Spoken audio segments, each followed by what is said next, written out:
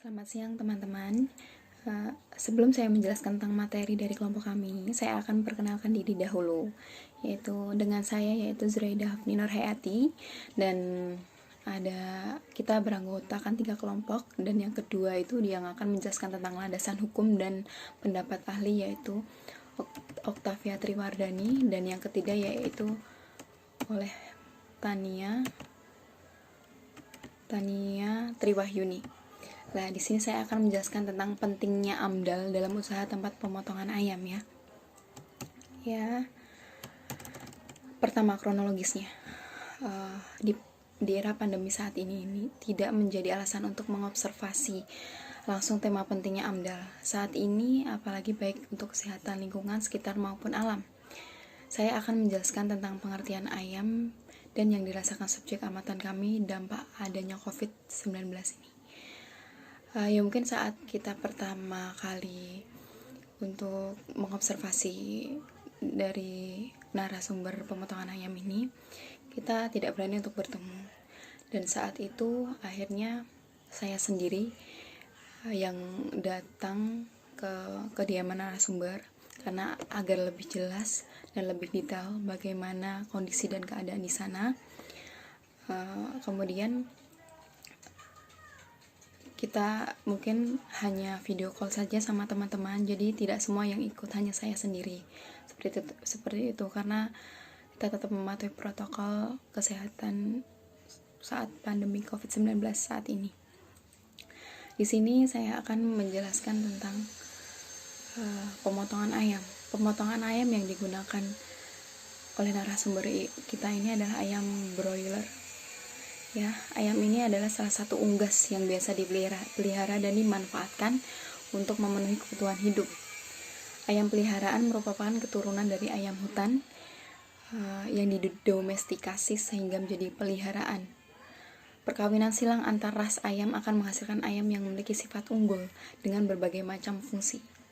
Fungsi ayam yang paling umum adalah sebagai ayam petelur dan ayam pedaging. Di sini saya akan menjelaskan tentang ayam pedaging yang untuk pemotongan ayam tersebut.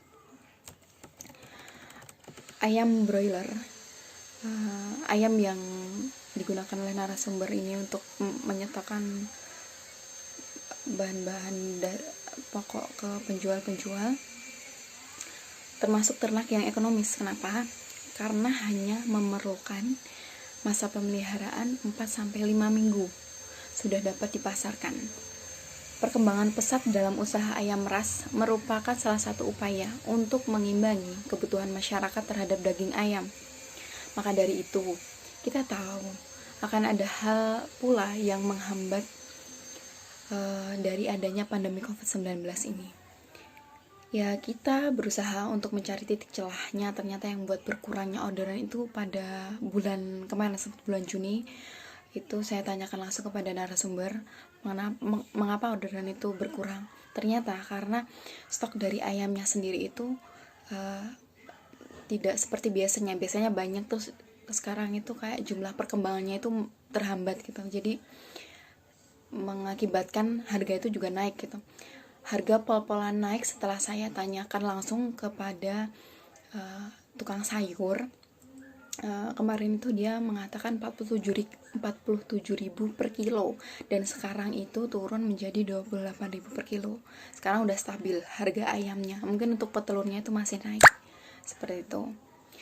Nah, oleh sebab itu, mengapa pemotongan ayam berpengaruh dari kurangnya orderan dari pemotongan ayam? Ya sangat berpengaruh sekali, karena itu kebutuhan pokok untuk masyarakat gitu loh, udah jadi makanan sehari-hari gitu, kayak makanan bisa jadi untuk beberapa kalangan itu adalah makanan wajibnya seperti itu. Jadi mungkin sangat berpengaruh untuk keuangan juga.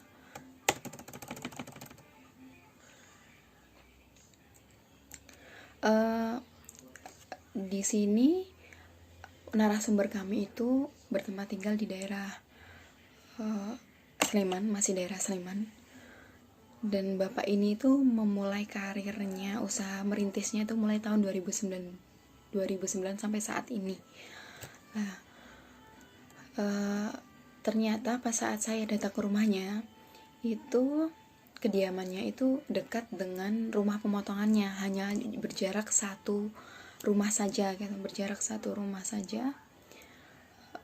Emang agak sulit untuk bertemu dengan beliau karena beliau emang sangat sibuk gitu, jadi harus benar-benar menyempatkan waktu, yang cari waktu pas antara saya dan bapaknya, karena saya juga bekerja juga gitu.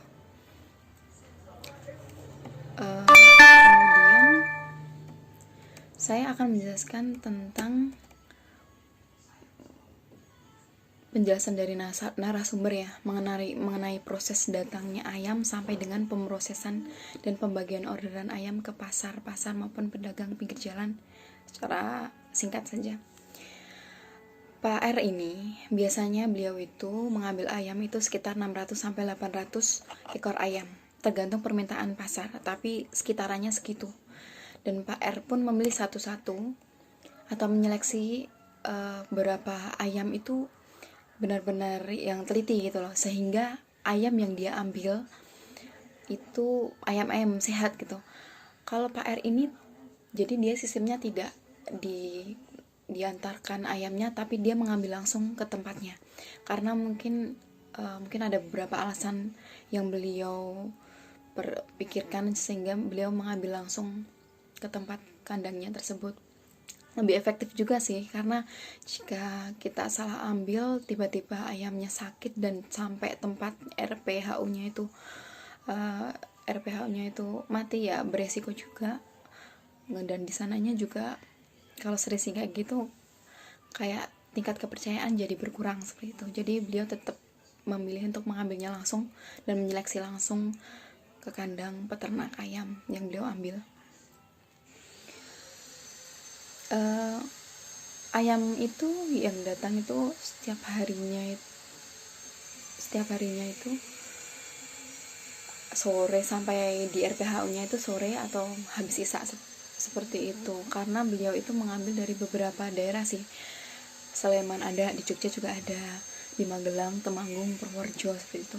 Tapi untuk Temanggung dan Purworejo itu biasanya sampai ke RPHU itu sekitar jam habis sisa ya, jam 18.53 lah pukul tepatnya. Itu kalau untuk dari Jogja maupun Magelang itu paling sore, seperti jam 15 lebih seperempat, seperti itulah. Beliau mengatakan seperti itu.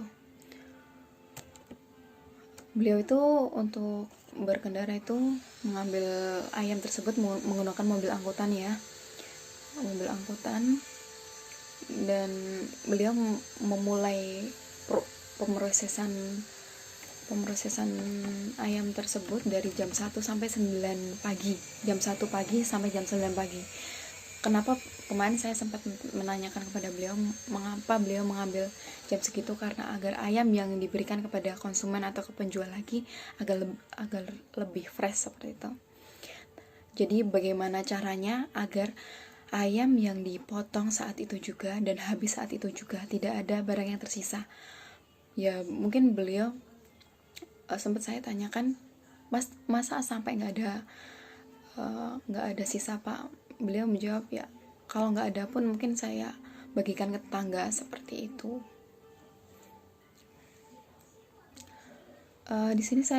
Di sini pula beliau itu juga mengantarkan ke 21 penjual pedagang ayam ya. Saya akan menjelaskan tata cara proses tahapan bagaimana pemotongan ayam. Yang pertama itu kan setibanya ayam itu datang dan turun dari truk itu masuk ke kandang, dan keduanya ayam itu diistirahatkan. Agar tujuan diistirahatkan kenapa? Biar ayamnya tidak stres. Kalau di tempat Pak R ini biasanya pengistirahatannya itu cukup lama dan cukup sekitar jam 5 sampai 8 jam, tergantung pengambilan ayam yang diambil juga, daerah mana gitu kan. Selama ayam diistirahatkan, kalau di tempat Bapak R ini tidak perlu disiram, tapi harusnya baiknya disiram sih, agar panas-panas apalagi di musim kemarau saat ini hilang di bulu-bulu ayam karena kena terik sinar matahari seperti itu. Tujuan tempat penampungan ayam itu berisi jajaran ayam siap untuk dipotong. Ada juga tempat penampungan yang berisi ayam sakit, dan itu sangat jarang sekali ya. Ayam yang sehat itu akan kelihatan. Beliau mengatakan kalau sakit, ayam itu bakal ditunda pemotongannya. Yang mati akan dimusnahkan. Itu sangat jarang sekali ada yang mati juga. Ayam yang sehat segera diproses pemotongan juga. Setelah dipotong harus diperiksa lagi daging ayamnya. Kan bisa saat ayam dipotong ternyata dalam keadaan setengah sakit. Pernah saya tanyakan seperti itu. Beliau juga menjawab kalau pada ayam biasanya fisik sehat, daging dan jeroannya pun pasti sehat juga kok. Seperti itu Pak R menjawabnya. Tahap ketiga yaitu proses penyembelihan ayam. Tidak benar akan mempengaruhi kualitas. Contoh bila pengirisan daging ayam kurang sempurna gitu. Jadi daging yang bagus itu setelah dia dipotong dan dikasih ke freezer, itu besoknya tidak akan merah warna dagingnya. Tapi kalau kurang baik kualitas daging ayamnya, itu setelah dipotong taruh di freezer, setelah diambil dari freezer itu berwarna merah lah, itu kualitasnya kurang bagus. Seperti itu. Tahap keempat yaitu ayam memasuki proses pemotongan dan pencabutan bulu. Sistem pemotongan itu di RPHU milik Pak R ini masih manual ya. Dia menggunakan mesin-mesin corong seperti itu. Mesin-mesinnya corong itu ada 2 yang besar sih corongnya itu. Melingkar, memudahkan pekerjaan untuk memotong ayam. Ayam diletakkan secara terbalik dengan kepala di bawah. Pekerja mengambil satu persatu ayam dari mesin corong. Lalu ayam disembelih di leher dengan sekali senyatan yang tajam. Karyawannya Pak R ini kemarin saya tanyakan ada berjumlah 7 orang. Yang pertama sopir, yang 2 itu pengambilan ayam, 1 pembersihan jeroan, satunya itu pembersihan bulu ayam, satunya juga untuk 2-nya itu untuk kayak pencabutan bulu dan pengirisan ayam, pemotongan ayam seperti itu.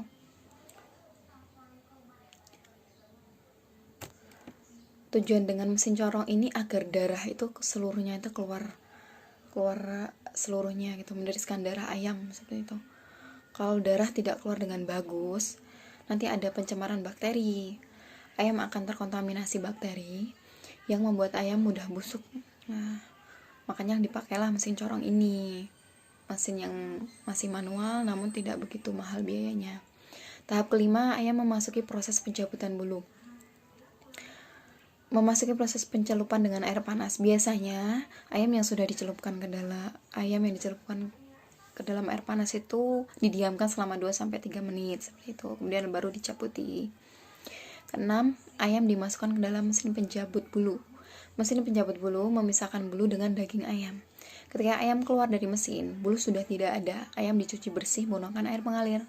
Pekerja mencuci ayam dengan selang air sambil disemprot selang air seperti itu. Dan tahap ketujuh, ayam dipotong-potong beberapa bagian sesuai permintaan konsumen. Ada beberapa konsumen yang meminta utuhan ayam, dan ada pula beberapa konsumen yang ingin dipotong-potong gitu loh, tinggal menjual aja gitu, nggak repot. Jadi setelah semua ayam siap untuk diberikan kepada penjual, kemudian dimasukkan ke dalam plastik, dan ada yang bertugas untuk mendistribusikan daging ayam ke suppliernya, baik itu di pasar maupun penjual yang berada di pinggir jalan. Tahap akhir yaitu alat potong dan tempat pemotongan dan mobil angkutan ayam itu dibersihkan. Untuk alat potong dan tempat pemotongan itu biasanya dibersihkan dengan sabun maupun sunlight seperti rinso seperti itu. Kalau untuk mobil angkutan itu beliau biasanya membuat cairan desinfektan sendiri. Beliau semprotkan ke mobil angkutan dan kotak-kotak untuk pengambilan ayam yang dipakai ayam di dalamnya, yang berisi ayam tersebut seperti itu. Kemudian permasalahan dari Bapak R ini sebelum ada perubahan yang terjadi saat ini. Dulu awal-awal beliau membangun atau merintis usaha ini, limbah cairnya itu seperti bekas cucian ayam, darah ayam, endapan lemak ayam yang mengakibatkan bau busuk ya. Beliau hanya membuat penampungan seperti itu, dan itu tidak efektif karena tetap saja mengundang bau busuk. Kemudian limbah padatnya seperti bangkai ayam, isi perut, hati, ampela, usus, bulu ayam, dan kotoran ayam. Beliau hanya taruh di tempat sampah saja, kalau nggak dibakar seperti itu. Belum ada kontainer yang mengambil sampah seperti saat sekarang ini gitu. Yang ketiga yaitu pemotongan ayam milik Pak R ini belum menggunakan teknologi mesin. Kemarin sempat saya tanyakan mengapa tidak menggunakan teknologi yang baru.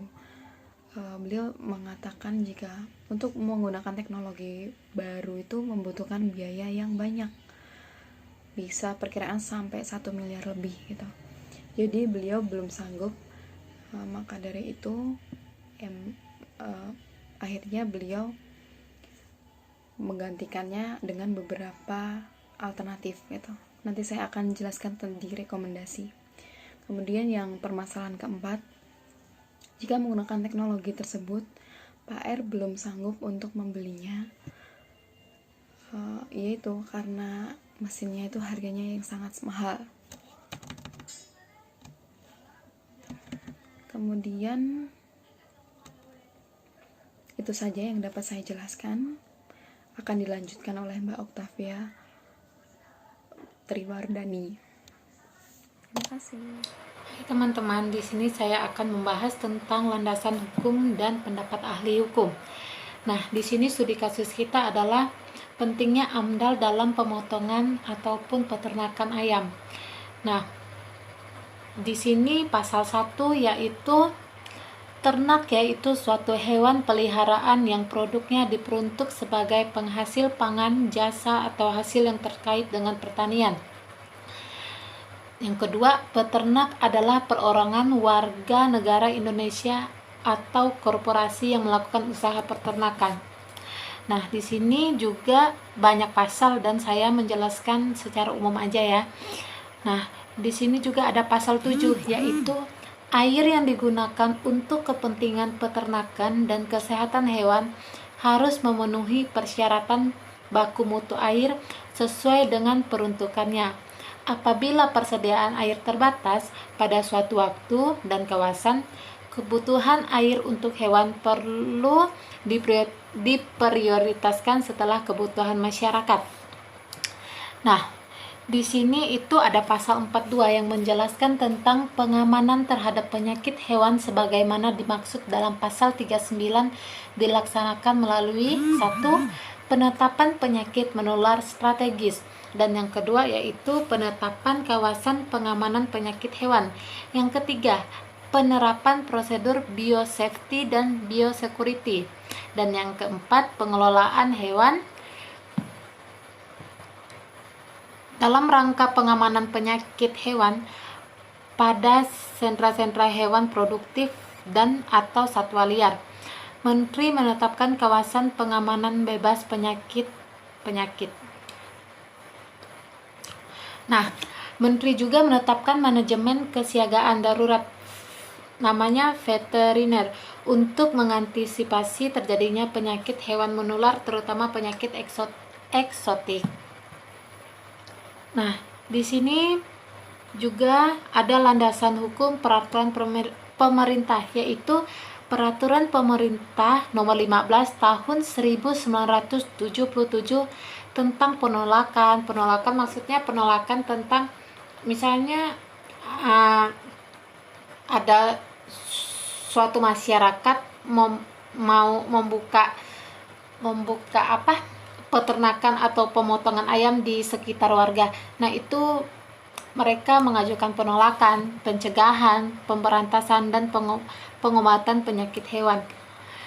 Lembaran Negara tahun 1977 nomor 20, tambahan Lembaran Negara nomor 3101. Dan yang kedua yaitu Peraturan Pemerintah Nomor 16.977 tentang Usaha Peternakan atau Lembaran Negara tahun 1977 nomor 21, tambahan Lembaran Negara nomor 3102. Nah, di sini ketentuan umum pasal 2 yaitu peraturan pemerintah ini mengatur pemberian kemudahan dalam rangka pemberdayaan peternak atau pemotongan untuk peternak yang jenis dan jumlah ternaknya di bawah skala usaha tertentu yang tidak memerlukan izin. Nah, di mana di sini kan banyak warga yang membuat tempat pemotongan ayam maupun peternakan ayam tanpa izin. Nah, di mana di sini semuanya diatur oleh landasan hukum. Di sini juga saya akan menjelaskan landasan hukum undang-undang. Nah, undang-undang yang pertama yaitu Undang-Undang tahun 1968 tentang penanaman modal dalam negeri atau Lembaran Negara tahun 1968 nomor 33, tambahan Lembaran Negara nomor 2853. Yang kedua yaitu Undang-Undang Nomor 6 Tahun 1967 tentang ketentuan-ketentuan pokok peternak dan kesehatan hewan atau Lembaran Negara Hukum 1967 Nomor 10, tambahan Lembaran Negara Nomor 2824. Nah, di sini ada pun keputusan presiden yaitu 1. Untuk meningkatkan kesempatan kerja dan meningkatkan pendapat pemerintah. Nah, saya lanjutkan keputusan Presiden Republik Indonesia yaitu yang pertama tadi itu untuk meningkatkan kesempatan kerja dan meningkatkan pendapatan pemerintah memberikan bimbingan dan pembinaan kepada peternakan rakyat atau peternakan kecil yang merupakan usaha keluarga ke arah koperasi. Dan yang kedua itu pasal 9 yaitu untuk membantu peternak kecil memperoleh bibit dan makanan ternak ayam dengan harga yang layak serta membantu memasarkan hasilnya. Peternak-peternak ayam yang berada di daerah pedesaan bergabung dalam suatu koperasi unit desa, sedangkan peternak di daerah perkotaan membentuk koperasi peternak yang berdiri sendiri. Nah, studi kasus kita kemarin itu kita meneliti di suatu peternakan ayam atau pemotongan ayam di daerah Yogyakarta. Nah, di sini saya juga akan menjelaskan landasan hukum peraturan daerah atau Perda DIY nomor 15 tahun 1987. Nah, di sini ketentuan umumnya diantaranya adalah pasal 1. Dalam peraturan daerah ini yang dimaksud dengan A. Peraturan daerah adalah peraturan daerah Provinsi Daerah Istimewa Yogyakarta. B. Gubernur adalah Gubernur Kepala Daerah Istimewa Yogyakarta. C. Dinas Peternak adalah Dinas Peternakan Provinsi Daerah Istimewa Yogyakarta. Dan F. Maksudnya D.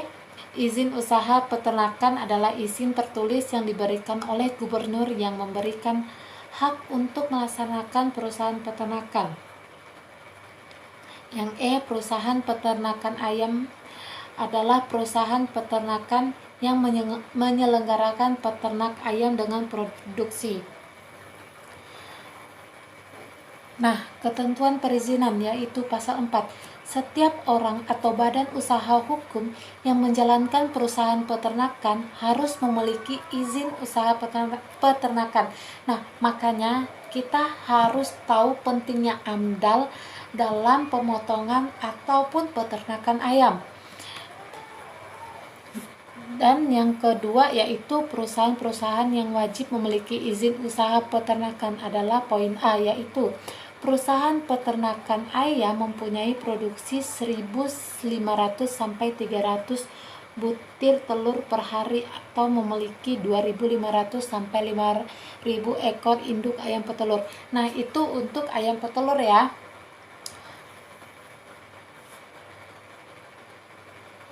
Dan nah, di sini juga saya akan menjelaskan ketentuan pidana, yaitu pasal 14. Barang siapa melanggar ketentuan pasal 4 dan pasal 12 peraturan daerah ini diancam pidana kurungan selama-lamanya 3 bulan atau denda sebanyak-banyaknya 50.000. Yang kedua yaitu tindak pidana sebagaimana dimaksud ayat 1 pasal ini adalah pelanggaran.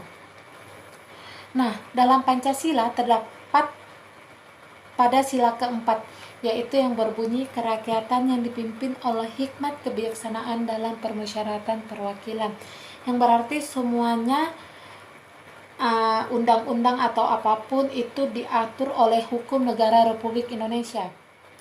Saya juga akan menjelaskan secara umum tentang pendapat ahli yang ada di poin C, yaitu menurut pendapat ahli Menteri Pertanian Republik Indonesia Suswono terdapat beberapa ketentuan yang harus dilakukan, yaitu poin pertama, lahan dan lokasi budidaya ayam pedaging harus memenuhi ketentuan sebagai berikut. A. Upaya kelestarian lingkungan dan upaya pemantauan lingkungan atau UKL. Yang poin B, sesuai dengan rencana tata ruang wilayah provinsi, rencana tata ruang wilayah kabupaten atau kota, atau rencana detail tata ruang daerah, letak dan ketinggian lokasi dari wilayah sekitarnya, memperhatikan topografi dan fungsi lingkungan, serta bebas dari bakteri patogen yang membahayakan ayam pedaging. Poin yang C, mudah diakses atau terjangkau alat transportasi. Poin D, air dan sumber energi tersedia cukup bersih sesuai dengan baku mutu dan sumber energi yang cukup sesuai kebutuhan dan peruntukannya. Nah, selain itu, dalam melakukan budidaya ayam pedaging yang baik harus memperhatikan pelestarian fungsi lingkungan, antara lain A. Mencegah pencemaran lingkungan dan timbulnya erosi. Yang B. Mencegah suara bising, bau busuk, serangga, tikus, dan pencemaran air, karena kebanyakan warga yang membuat tempat pemotongan ataupun peternakan ayam melupakan hal itu, sehingga mencemari lingkungan. Mencemari lingkungan warga yang dimaksud timbulnya bau dari kotoran-kotoran ayam ataupun banyak lalat. Dan yang poin C yaitu membuat unit pengolahan limbah kotoran ayam pedaging sesuai dengan kapasitas produksi untuk menghasilkan pupuk organik. Yang D, membuat tempat pembakaran atau penguburan bangkai ayam yang mati. Nah, penguburan bangkai ayam yang mati ini untuk tidak menyebarkan virus karena ayam yang sudah mati dan menimbulkan bau-bau di sekitar warga. Itu untuk mencegahnya. Dan poin yang E yaitu membuat saluran dan tempat pembuangan kotoran. Poin yang F, membuat sirkulasi udara yang memadai dan cukup mendapatkan cahaya. Nah, menurut Menteri Pertanian Suswono, sumber daya manusia yang terlihat dalam budidaya ayam harus memenuhi persyaratan antara lain sebagai berikut. Poin yang A, berbadan sehat. Poin yang B, mempunyai keterampilan dalam budidaya ayam dan memiliki keahlian sesuai dengan bidangnya dan memahami resiko pekerjaan. Poin yang C, menerapkan keselamatan dan keamanan kerja sesuai dengan ketentuan peraturan perundang-undangan di bidang ketenaga kerjaan. Nah, menurut Direktorat Kasmafet dan Pasca Panen 2010, pembersihan bangunan, perlengkapan dan peralatan harus dilakukan secara teratur dan benar untuk menghilangkan kotoran yang terlihat secara fisik. Pembersihan harus menggunakan larutan deterjen untuk melarutkan atau mensuspensi kotoran dan lapisan mikroorganisme. Nah, di sini saya menjelaskan secara umum tentang pendapat ahli. Sekian dari presentasi kelompok kami. Kalau ada kata-kata yang salah, dimaafkan. Terima kasih.